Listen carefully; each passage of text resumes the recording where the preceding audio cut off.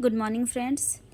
आज फिर से मैं एक नया वीडियो लेके आई हूँ और एक नया टॉपिक लेके आई हूँ जो एमए सेमेस्टर 2 का टॉपिक है। पेपर 203 का नंबर 8 जो है टॉपिक, उसका नेम है look east policy of India relation with Asia and Japan. तो इस टॉपिक में हम देखेंगे भारत की पूर्व की ओर देखो नीति के बारे में और आसिया और जापान के बीच रिलेशन और आसिया और भारत के बीच के रिलेशन को इस टॉपिक में देखेंगे और उसके बारे में जानेंगे।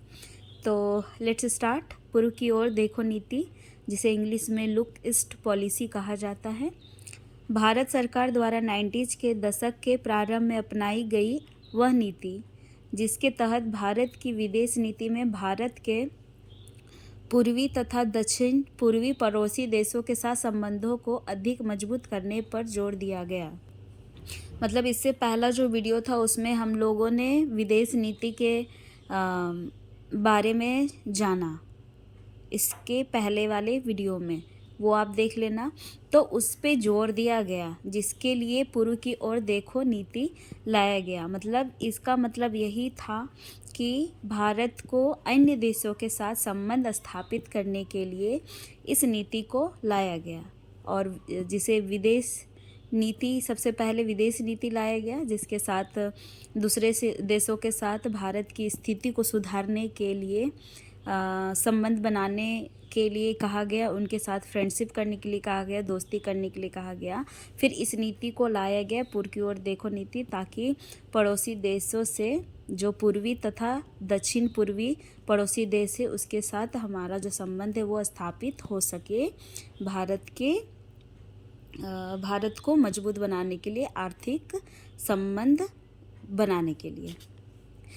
इस नीति के तहत इस तथ्य को ध्यान में रखा गया है कि भारत के संबंध इन पूर्वी तथा दक्षिण पूर्वी देशों से ऐतिहासिक काल से रहे हैं तथा भारत तथा इस क्षेत्र के देशों में सांस्कृतिक, व्यापारिक तथा वाणिज्यिक संबंध हमेशा से मजबूत रहे हैं।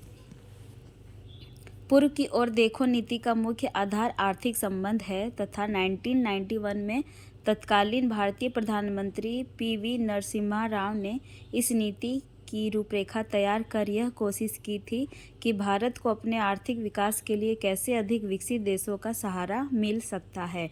मैंने बताया कि पूर्व की ओर देखो नीति को जो लाने का मुख्य कारण था वो था आर्थिक संबंध स्थापित करना अन्य देशों के साथ भारत का, और इसका जो पहल है वो किसने किया था? भारतीय प्रधानमंत्री पीवी नरसिम्हा राव ने। यहाँ प्रारंभ में देश की मंशा यह थी कि आर्थिक विकास को ध्यान में रखकर पहले अपने पड़ोसी पूर्वी तथा दक्षिणी पूर्व के उन एशियाई देशों से मजबूत आर्थिक संबंध सुनिश्चित किए जाए जो आर्थिक रूप से अधिक समृद्ध है। तो इस नीति का एक ही मकसद था, जो पड़ोसी देश है हमारे एशियाई देश जो है, जो मजबूत आर्थिक रूप से जो मजबूत देश है, उनके साथ हमारा जो रिश्ता है वो उसे जो हमारा संबंध है उसे सुनिश्चित किया जाए इस नीति के तहत। जैसे कि कौन कौन से देश आते हैं, जैसे कि सिंगापुर, फिर पश्चिमी के समृद्ध देश हैं जैसे अमेरिका, यानी सिंगापुर और अमेरिका जो आर्थिक रूप से समृद्ध देश है, इनके साथ अपना जो संबंध है उसे सुनिश्चित किया जाए, इस नीति का मुख्य मकसद था। इस कड़ी में जोड़ा जाए, उनके साथ दोस्ती के कड़ी में जोड़ा जाए। लेकिन इस नीति का निर्माण करते समय भारत को ये समझ में आ गया कि एशिया के पूर्वी तथा दक्षिणी पूर्वी देशों के साथ मजबूत आर्थिक संबंध भारत को लंबे समय तक लाभ दिलाते रहेंगे। जब उन्होंने दोस्ती का हाथ बढ़ाया और उनके साथ दोस्ती के लिए आगे बढ़ा और संबंध सुनिश्चित करने लगे, हमारे जो पहल किए थे पीवी नरसिम्हा राव, तो भारत को ये समझ आने लगा कि जो हमारा दोस्ती है इन देशों के साथ वो खाली नहीं जाने वाली है। हमारा जो दोस्ती है वो आगे जाके कुछ ना कुछ वो भारत को बेनिफिट इस दोस्ती से मिलेगी और भारत को हमेशा कुछ ना कुछ और भारत को इन देशों के साथ कुछ ना कुछ फ़ायदा होते ही रहेगा। ये चीज़ समझ आने लगा भारत को। यह भी समझ आ गया कि भारत के इस क्षेत्र के देशों से पुराने संबंधों के चलते इन संबंधों को दीर्घकालीन समय के लिए सुनिश्चित करना अधिक आसान होगा। कहा जा सकता है कि पूर्व की ओर देखो नीति मुख्यतः आर्थिक दृष्टिकोणों को ध्यान में रखकर बनाई गई एक नीति थी, लेकिन समय के साथ इसमें तमाम कूटनीतियों तथा सामरिक विचारधाराओं का भी सम्मिश्रण होता गया और आज पूर्व की ओर देखो नीति भारत की विदेश नीति का एक बहुमुखी व सफल हथियार है। तो भारत जब पूर्व की ओर देखो नीति को लाया तो उन्हें ये समझ में आने लगा कि इनका जो अन्य देशों के साथ जो संबंध है वो अच्छा बन गया है और आगे आने वाले समय में अच्छा और भी हो सकता है। तो उन्होंने अन्य देशों के साथ अपना जो संबंध है स्थापित किया और ये आगे चलकर विदेश नीति का एक बहुमुखी सफल हथियार बना। अब हम आसिया के बारे में जानेंगे। तो चलिए सबसे पहले आसिया के बारे में समझ लेते हैं कि ये होता क्या है। ASEAN आसियान, आसियान का पूरा नाम क्या है? Association of south east Asian nation. ये फुल फॉर्म आप याद कर लेना, ये जब आप लिखोगे तो वो पॉइंट आपको मिलेगा। अर्थात इसे हिंदी में दक्षिण पूर्वी एशियाई राष्ट्रों का संगठन कहा जाता है। आसिया का आदर्श वाक्य है वन विजन, वन आइडेंटिटी और वन कम्युनिटी है। इसमें जो सिंगल नंबर वाला जो क्वेश्चन आता है, 1 नंबर वाला क्वेश्चन, उसमें ये क्वेश्चन पूछ सकता है, आसिया का आदर्श वाक्य पूछ सकता है। तो आसिया का आदर्श वाक्य क्या है? One vision, one identity, one community, यानी एक दृष्टि, एक पहचान, एक समुदाय है। और ये आप रट लेना, एकदम आप इसे याद कर लेना। आसिया की स्थापना, तो ये बस एक ही विजन को मानता है, एक आइडेंटिटी को समझता है और एक कम्युनिटी को जानता है। इसका मूल्य जो वाक्य है, आदर्श वाक्य, ये वही है। आसिया की स्थापना, दक्षिण पूर्वी एशियाई राष्ट्रों का संगठन। तो सबसे पहले इसके हम लोग स्थापना के बारे में जानेंगे, फिर भारत और आसिया के प्रमुख आधार स्तंभ के बारे में भी जानेंगे।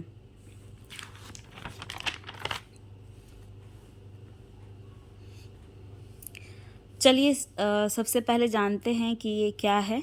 यह दुनिया बहुत ही विशाल है और इस विश्व को छोटे और बड़े देशों में बांटा गया है। तो आपको पता है कि ये जो दुनिया है वो कितना ही बहुत बड़ा है और इसे छोटे या बड़े विश्वों में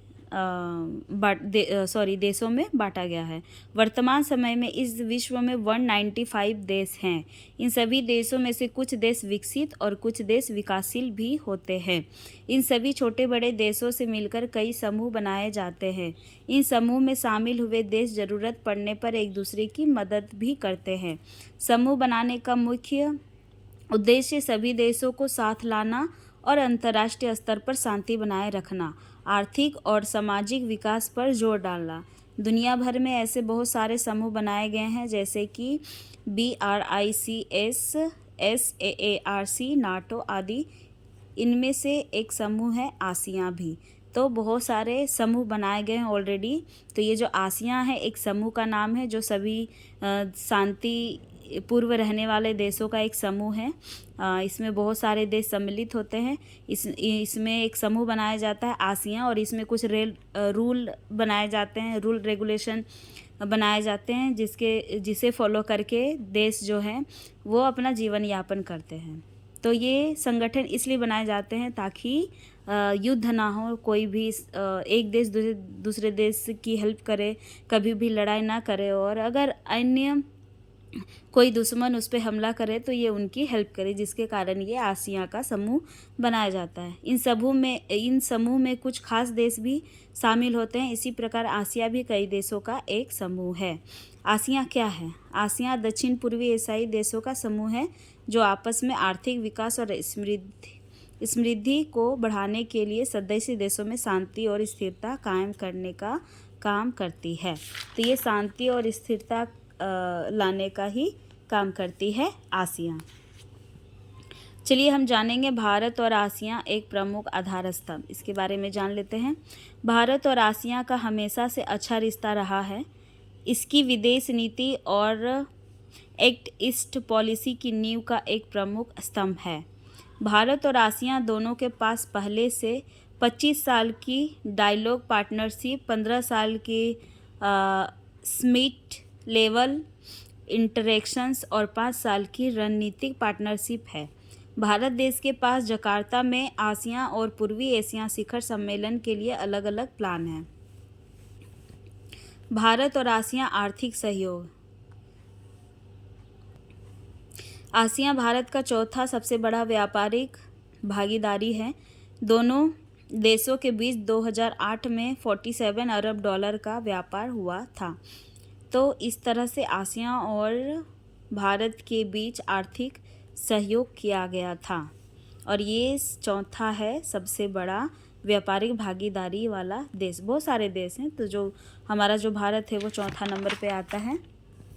आसियान के लिए भारत का निर्यात कुल निर्यात का लगभग 11.28% है।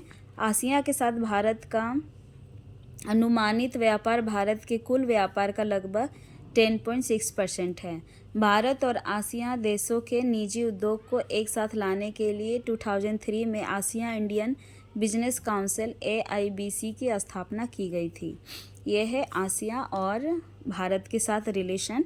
इसमें ये बताया गया है कि दोनों के बीच में जो व्यापार है वो कितना % की भागीदारी है भारत का आसियान के साथ, वो सारे इसमें बताए गए हैं। व्यापार का परसेंटेज, कुल व्यापार का परसेंटेज इसमें बताया गया है। अब हम जानेंगे भारत और जापान के बीच का रिलेशन, जो इस टॉपिक में था शायद, आसियान और जापान के साथ संबंध। हाँ, तो जो भारत का है संबंध आसियान के साथ और भारत का संबंध जापान के साथ क्या है वो हमें पढ़ना था। तो अब हम जानेंगे आसियान और भारत के साथ संबंध हम लोगों ने पढ़ लिया। अब भारत और जापान के संबंध के बारे में जानेंगे।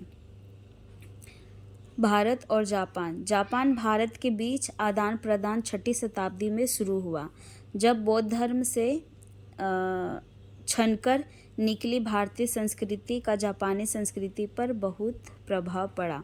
द्वितीय विश्व युद्ध के बाद 1949 में जब जवाहरलाल नेहरू ने टोक्यो के यूनो चिड़ियाघर को एक भारतीय हाथी दान में दिया, तो युद्ध में हार की हताशा से उभरने में जापानी लोगों को घोड़ी सहायता मिली। जापान और भारत ने 28 अप्रैल 1952 को एक शांति समझौते पर हस्ताक्षर किया। इस प्रकार दोनों देशों के बीच राजनयिक संबंध स्थापित हुए। व्यापारिक संबंध। हाल के वर्षों में जापान और भारत के बीच आर्थिक संबंधों का लगातार विस्तार हुआ है। दोनों देशों के बीच व्यापार भी बढ़ा है। वर्ष 2021 में भारत जापान का 18वां सबसे बड़ा और जापान भारत का 13वां सबसे बड़ा व्यापारिक भागीदारी था। व्यापारिक भागीदारी के साथ ही भारत में जापान के प्रत्यक्ष निवेश में भी वृद्धि हुई है और वित्त वर्ष 2021 में जापान भारत का 5वां सबसे बड़ा निवेशक रहा।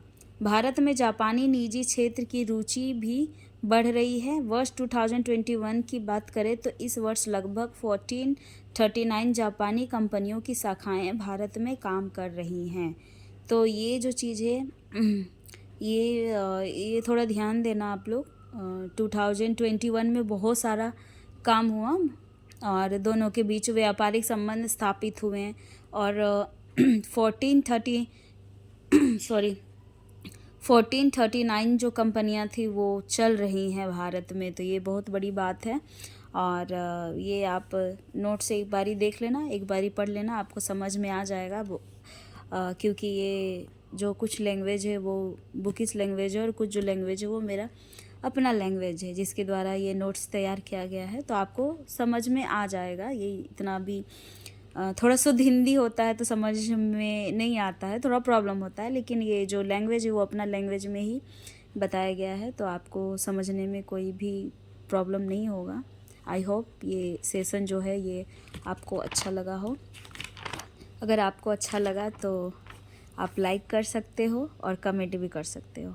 और आपको कोई नोट्स का ज़रूरत है किसी भी सेमेस्टर का तो आप मेरे को मैसेज कर सकते हो, मैं वो नोट्स डाल दूँगी। Okay, thank you, bye.